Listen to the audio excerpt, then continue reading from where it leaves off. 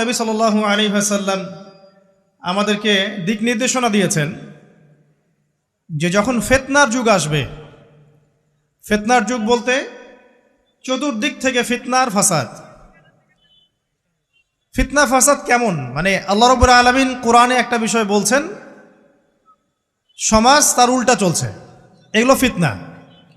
নবী সাল্লাল্লাহু আলাইহি ওয়াসাল্লাম হাদিসে একটা বিষয় বলেছেন, সমাজ তার উল্টা চলছে, এর নাম ফিতনা।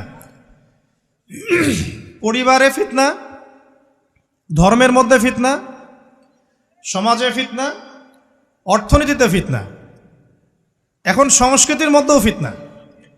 তো এই ফিতনাময় পরিবেশে নবী সাল্লাল্লাহু আলাইহি ওয়াসাল্লাম বলেছেন যে কেউ যদি ঈমান এবং আমলের উপরে, মানে নবী সাল্লাল্লাহু আলাইহি ওয়াসাল্লামের আদর্শের উপরে সবর করতে পারে, টিকে থাকতে পারে, তার জন্য 50 জন শহীদ সাহাবীর নেকি হবে ইনশাআল্লাহ।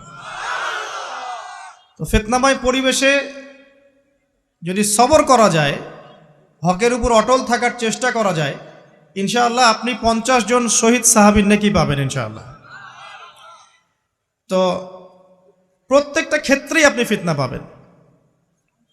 পরিবারের দিকে তাকাবেন, দেখবেন পরিবারের বন্ধনগুলো আগের মতো নাই, প্রচুর ডিভোর্স হচ্ছে, স্বামী স্ত্রীর বিচ্ছেদ প্রচুর বেড়ে গেছে। তারপরে সন্তান সন্ততি আমাদের পরিবারে যারা আছে, দেখবেন এরা বেশিরভাগই দুনিয়াদার হয়ে গেছে, দিনের খুব একটা ফিকির নাই। বেশিরভাগ পরিবারের সদস্য দেখবেন নামাজ কালামের এখন ধার ধারছে না। ম্যাক্সিমাম পরিবার থেকে আস্তে আস্তে পর্দাটা কিন্তু শিথিল হয়ে যাচ্ছে। আপনি ব্যক্তি জীবনের দিকে তাকিয়ে দেখেন, গর্বের সাথে আমরা বলি না যে 90% মুসলিমের বাংলাদেশ, দেখবেন মেজরিটি সংখ্যক মুসলিম 5 ওয়াক্ত নামাজ জামাতে পড়ে না। বেশিরভাগ মুসলিম দেখবেন আল কোরআন বিশুদ্ধ করে তেলাওয়াতও করতে পারে না। তো এরপরেও আমরা দাবি করি যে আমরা প্রকৃত মুসলিম, জান্নাত আমাদের জন্য অপেক্ষা করছে। আসলে বাস্তবতা এমন নয়। যারা কোরআন আমরা টুকটাক পড়তে জানি, তাদের মধ্যে কত % কোরআনের অর্থ বোঝে? এই আল্লাহ পাকের কিতাব আমার হাতে আছে, এই কিতাবের অর্থ কতজন বোঝে, এটা একটা চ্যালেঞ্জ। যারা কোরআন পড়তে জানি আমরা, তাদের প্রতি চ্যালেঞ্জ, দেখেন তাদের মধ্যে কত % মানুষ কোরআনের অর্থ বলতে পারবে।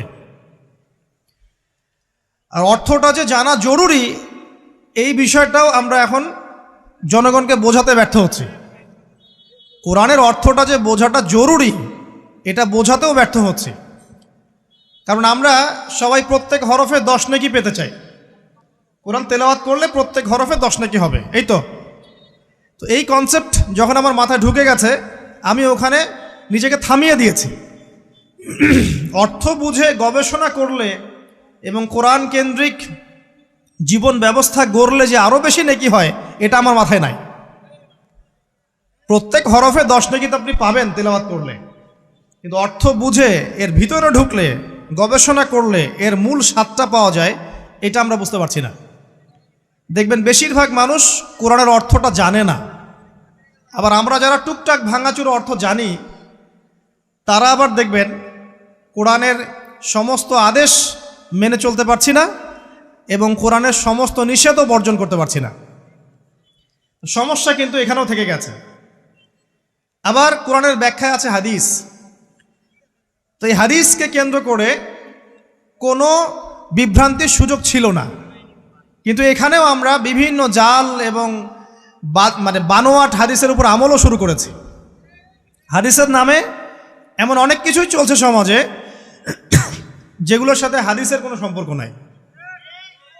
আমি বলতে চাচ্ছি যে হাদিসের নামে আবার সমাজে এমন অনেক আমল চালু আছে, যেগুলোর সাথে আবার হাদিসের কোনো সম্পর্ক নাই। তো দেখুন, ধর্মের মধ্যেও সমস্যা থেকে গেছে। আবার আমরা সবাই মুসলিম, আমাদের সবার ইউনাইটেড থাকার কথা। মুসলিম একটা জাতি, তাদের আল্লাহ একজন, রাসূল একজন, কেবলা এক, তাদের সবার মধ্যে একটা ইউনিটির কথা ছিল। কিন্তু আমরা ধর্মতাত্ত্বিকভাবে এবং পলিটিক্যালি আমরা বিভিন্ন দলে বিভক্ত এবং আপোষের মধ্যে মিল মহব্বত কম। বাইরে হয়তো আমরা বলি যে আমি একজন ধর্মতাত্ত্বিক দলের সদস্য, সে আরেকটা ধর্মতাত্ত্বিক সংগঠনের সদস্য, সে আরেকটা মানহাজ ফলো করে, সে আরেক জামায়াতের, সে আরেক তরিকার ইত্যাদি। আমরা সবাই এক, যদি আমরা বাইরে এই কথাটা বলি, কিন্তু অন্তর থেকে কিন্তু আমাদের এই বিষয়টা আসছে না। আমরা ভিতর থেকেই ঐক্যবদ্ধ হতে পারতাম, তাহলে উম্মার আজকে এই অবস্থা হতো না। তো দেখুন, ধর্মকেন্দ্রিক অনেক প্রবলেম থেকে গেছে এখনো। আবার আল্লাহ রাসূল সাল্লাল্লাহু আলাইহি ওয়াসাল্লাম হাদিসের মধ্যে এবং আল্লাহ পাক কোরআনের মধ্যে ধর্ম নিয়ে বাড়াবাড়ি করতে নিষেধ করেছে। ধর্ম নিয়ে বাড়াবাড়ি করো না, তোমরা নিজেদের ধর্ম পালন করো। তা আমরা নিজের ধর্ম যতটা না পালন করি, অন্যের ধর্মের দিকে আঙ্গুলটা তার চেয়ে বেশি তুলি। আমরা আগে নিজের রিলিজনটাকে ঠিকমতো পালন করি, দেখবেন সমাজ ঠিকই পরিবর্তন হয়ে গেছে ইনশাআল্লাহ। তো আমি একটা ধর্ম পালন করি বলে অন্য ধর্মের মানুষের প্রতি বিদ্বেষ পোষণ করতে হবে বা তাদের উপর ঘৃণার মনোভাব প্রকাশ করতে হবে, এটা আল্লাহ পাক শেখান নাই, তার রাসূল শেখান নাই। আল্লাহ এবং তার রাসূল কি শিখিয়েছেন? ইসলামের সত্য বিষয়টাকে আপনি সবার সামনে উপস্থাপন করবেন। যার ইচ্ছা হবে সে কবুল করবে, যার ইচ্ছা হবে সে অস্বীকার করবে। যার যার কবরে শেষে যাবে, যার যার হিসেব শেষে দিবে। চাপিয়ে দেওয়ার সিস্টেমটা ইসলামের মধ্যে নাই। এখন আসেন, পরিবারের আপনাকে ফিতনা কিছু বললাম। অর্থনীতির জীবনে যাবেন, ব্যবসা বাণিজ্যের মধ্যে যান, দেখেন বেশিরভাগ কালোবাজারি করছে, সিন্ডিকেট করছে, মজুদদার মাপে কম দিচ্ছে, জনগণকে ঠকাচ্ছে, করছে না? এগুলো পলিটিক্যাল ফিতনা, এগুলো ইকোনমিক্যাল ফিতনা।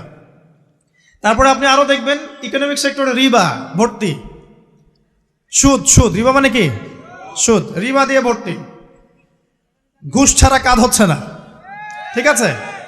অন্যের সম্পদ আত্মসাৎ না করলে আমাদের পেটের ভাত হজম হচ্ছে না। তো এই যে দুর্নীতি বলেন, ঘুষ বলেন, রিবা বা সুদ বলেন, হ্যাঁ, তারপরে কালোবাজারি বলেন, কালো টাকা সাদা করার টেন্ডেন্সি বলেন, পাচার বলেন, সবগুলো অর্থনৈতিক ফিতনা। এগুলো হচ্ছে কি? অর্থনৈতিক ফিতনা।